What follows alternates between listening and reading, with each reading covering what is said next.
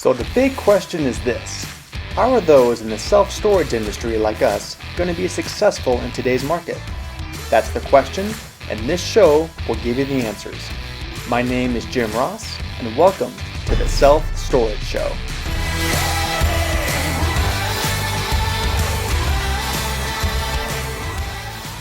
Hi everyone, this is Jim Ross with the Self-Storage Show. We're back at it. It's been a minute or two. So anyway, jumping back, and since I last done some of these podcasts, seems like everyone's jumping into storage, wanting to get in and learn more about it. So I figured, quit hearing me talk all about storage. I want to have some owners that are actually own the facilities and hear it in their own words on kind of how they got into storage and lessons learned and all that kind of fun stuff. So I have a owner of mine that was willing to come on. So thank you. This is Heather. Hi, thanks, Jim, for having me on. Yeah, of course. No, this is fun. We just kind of wing it and see how it goes, but I'm glad you were a willing participant. So that makes it nice. Happy to help you out. You have helped us tremendously, so I'm happy to give back. Sweet. All right. Yeah, we'll get into that a little bit later. Yeah, if you don't mind, just just tell us how you got in the storage, a little kind of more your history of I know you kind of taste a little bit of everything when it comes to real estate and investments, and how storage kind of came on your radar. So we did multifamily housing for like 27 years, and we had heard about storage units from people and heard that there could be a learning curve, but didn't know how much of a learning curve there was. There's definitely a learning curve. At one point, we couldn't find any apartment housing numbers that made sense to buy. And we actually refinanced one of our apartment complexes and pulled the money out of it in order to buy something else. And we brought some more investors in, just small investors like friends and family. But we decided to take a crack at it. And this property was it was 3 acres. Half of it was already there and old from like 1965. And the other half was full of junk and not make any money for them. And so we decided, it was on Center Street, right off the freeway and Geneva Road in Orem, Utah. And we felt like that was a good location, easy access for people, but it definitely was run down.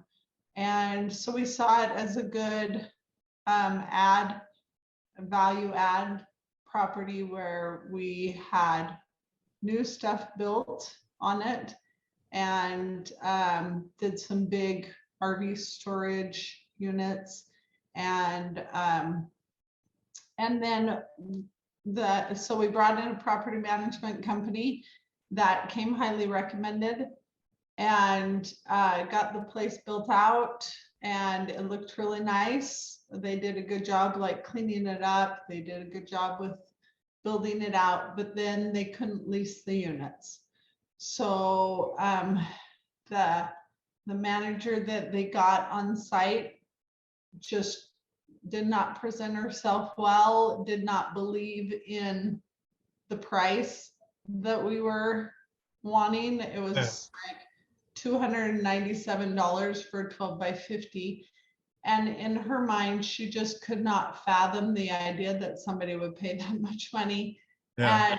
And so she really didn't help the property at all. And so at the end of the year, it was like they had leased like 6 or 7 out of the 50 some RV units. Like they really had done a bad job.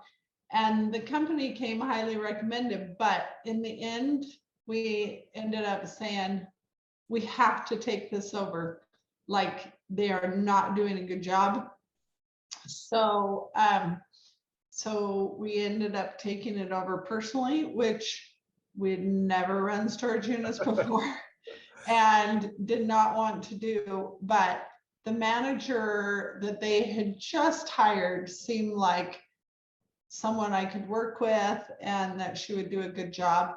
And so we ended up firing that management company. And in the end, I went back to the person who recommended that company, and they said, oh yeah, I fired them too a long time ago. Like, they went downhill. I was like, okay, it would have been really nice to know Thanks for this. the heads up. Right? Yeah. And anyways, so we ran it for a year and a half, and we lived 4 hours away. So it was really hard to do that. And then I started finding all these mistakes. I had to audit every account because we switched software systems. And when I audited every account, I found that the manager was making so many mistakes in her math, in what like so many thousands of dollars worth, or units she had given them too cheap of a price, or anyway. So I got really frustrated and fired her, and then went and ran the property myself for a month to try to figure out. And I was going to hire some friends. They thought that they could run it, but it was too overwhelming for them. And my husband said, we have got to hire somebody else. Like, you can't live there and run this. And so that's when Jim came into the picture. And he so kindly helped us he took over, and then he presented the idea to us to do a self-serve facility. And we really liked the idea because we had seen where having somebody on site was actually a detriment to our business, that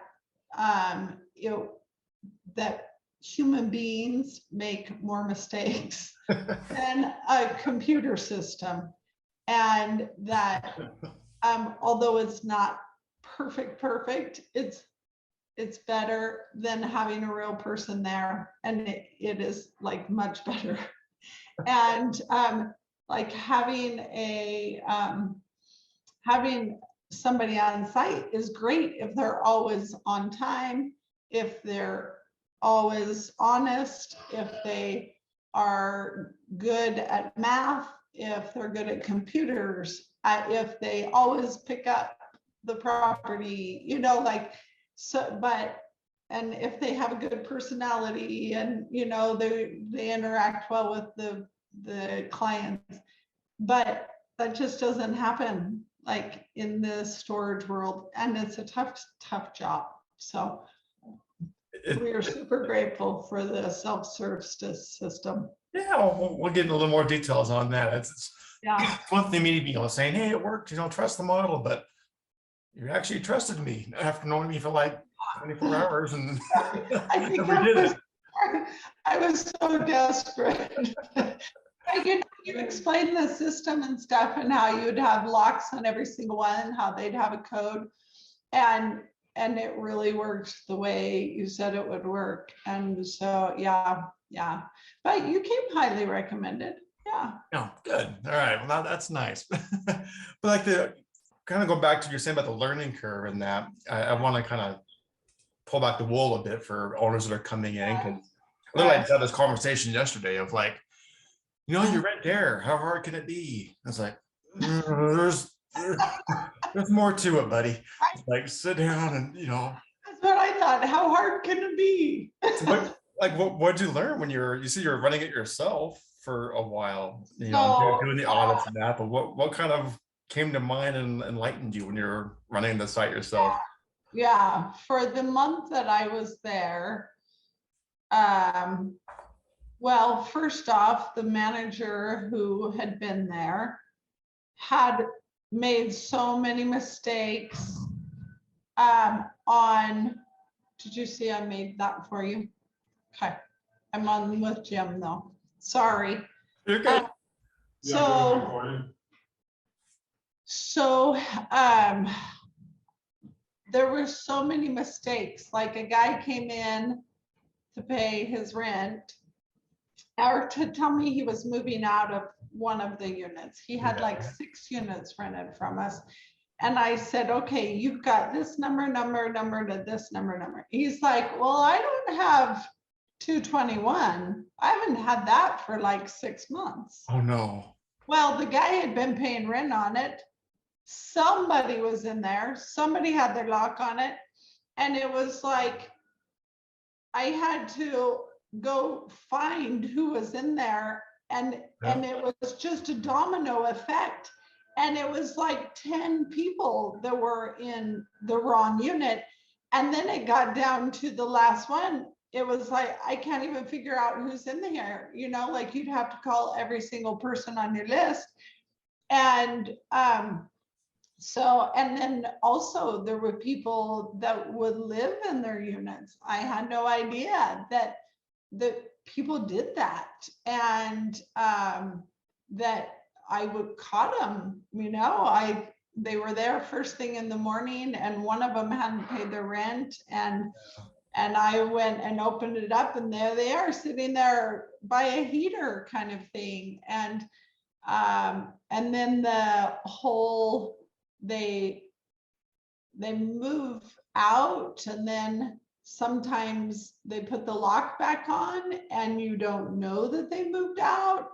And oh yeah, and you're trying to collect rent from them and they don't answer the phone and you don't know that it's sitting there empty and they've gone and there's just no way until you let the period of time go to cut the lock. And then there's all these laws, you know, that you have to obey. And it's like, okay, the law says this or this. And I know there was a guy recently that had put the lock back on, or a woman. It was a woman, and she had the rent was paid. She automatically kept getting charged, and I would have thought, oh, we have to give her her money back. But you said no. She put her lock on. She didn't tell us she moved out, and so it's not our fault. And so it was. I wouldn't have known that, you know. So it has its own set of rules and regulations. The whole auction thing, sure. All of that. Man, yeah. It was a roller coaster ride.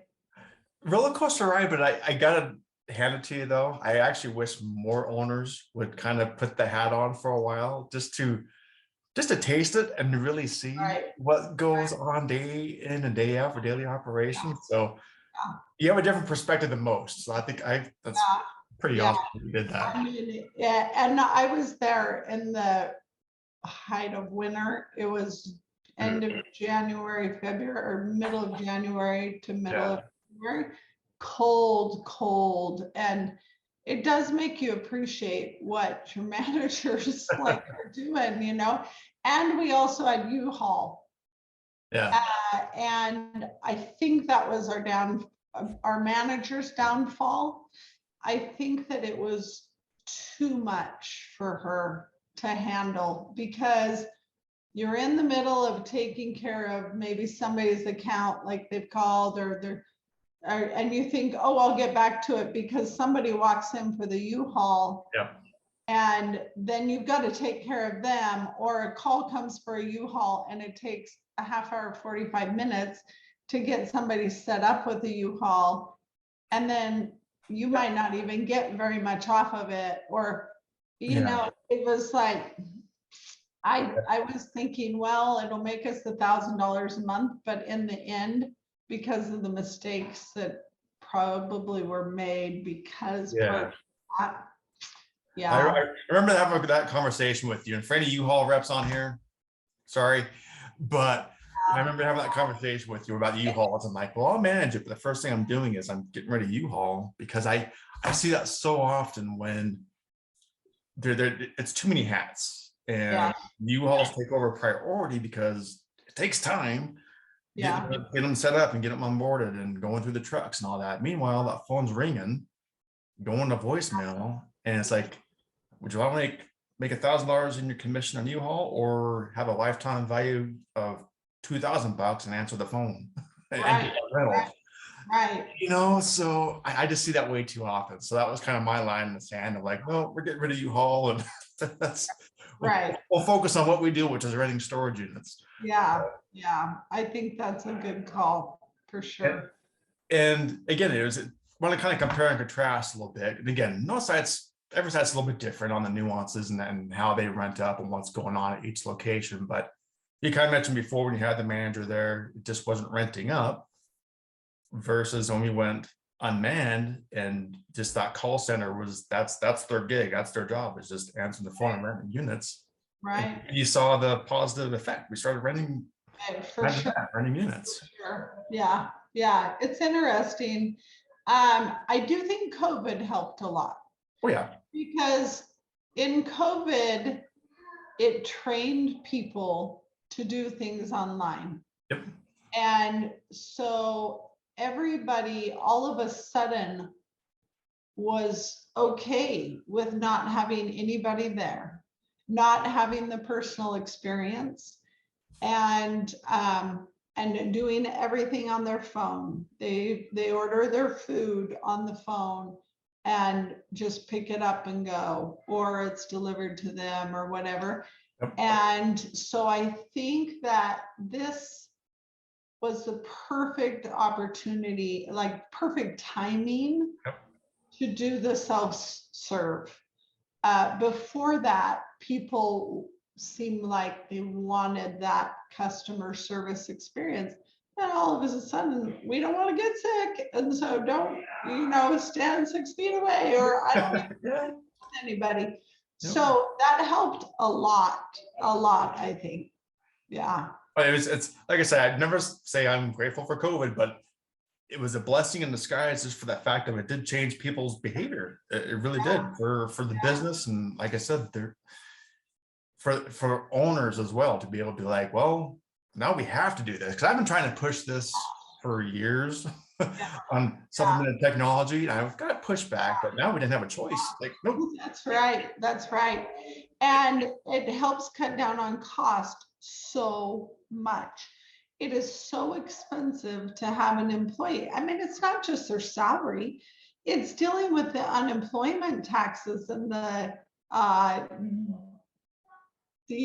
what's the one where if they get hurt? Workers' comp. Workers' comp, exactly. Yeah. I mean, there are so many fees and taxes involved with having an employee that it's just like, oh my word, that's huge to take away. So our manager was getting paid $42,000 a year, which I know was high, but she did work like around the clock. Yeah. She took phone calls all hours of the day, and she wasn't bad the entire time, but her life was falling apart, and it just got worse and worse and kind of thing. But it was at least another 5,000 on top of that. I don't know if you've ever figured out the numbers to have her as an employee, just on those expenses. And then when I fired her and had 5 pages written out of why I fired her, she still got unemployment, and I fought it until finally I said, "Is this because of COVID?" And we're just giving everybody unemployment. So, and we don't have to pay for it. They would up our percentage, is what they do, and so you have to pay more the next time you hire employees. But I'm like, I don't care. I'm done with employees. Like. This particular company is done with employees, and we'll have a self-serve system, and I don't have to deal with it anymore. Oh. Yes, and so not only you were renting more units, but now that payroll savings dropped down to your NOI, and you huge. You're saving an extra $4,500 a month just right then and there. I mean, and then you have expenses to keep just an office running, and the office space can be used to rent out instead. Yeah. You know? And for people that are listening to this, without getting too much in the weeds, the way we structure it real quick, and I'll just kind of paint the quick picture, is I separate everything into duties, and there's basically three pillars when it comes to unmanned and automated services. First one is your customer service. So the call center reps, that's their focus. That's their job. Answer the phone, rent units. The end. Okay. And if there's any customer issue, which there is, it gets escalated to the district manager. Then you got your boots on the ground.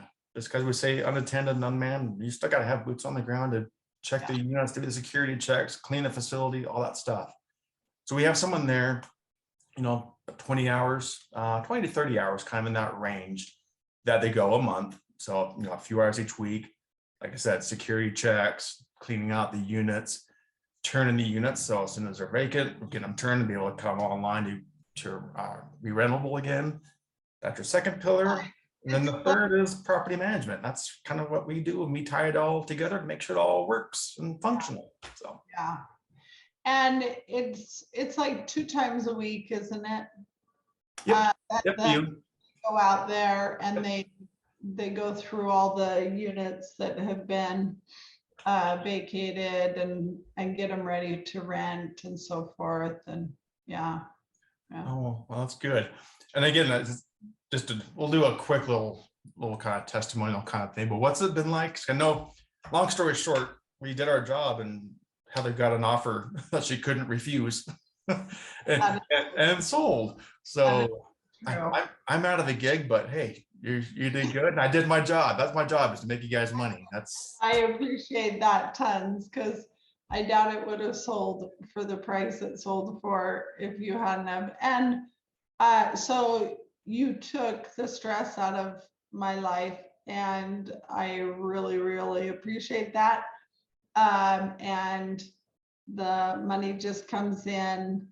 The only frustration I've had is with the collections, but I know collections is an issue in any scenario. Welcome to storage. Yep. Yeah. And so if I was going to stay on long term, I'd probably hire somebody specifically for that. Because I think it's. And then you come from the multifamily background too. You're knocking on doors. Pay me money. You're late. So. Yes, exactly. Yeah. To me, it's like, that's my money. Yep. And if you stay on top of it, I feel like you're more likely to get the money.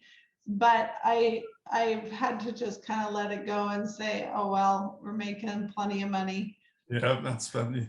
That's the auction process. I don't get it either. I don't know why people would take the time and energy and money to put their stuff in storage and then not want to pay the $200, $300 of the O to get it out. Yeah. I'll never get it. I do think people who have storage that they can't even afford the storage are like the bottom feeders on the food chain, right? I mean, these are the dregs of society, typically, or it's just somebody who's just had so much bad luck, and they're just a mess. Their life's a mess. Yeah, no one wakes up in the morning going, I want storage today. That's death, divorce, moving.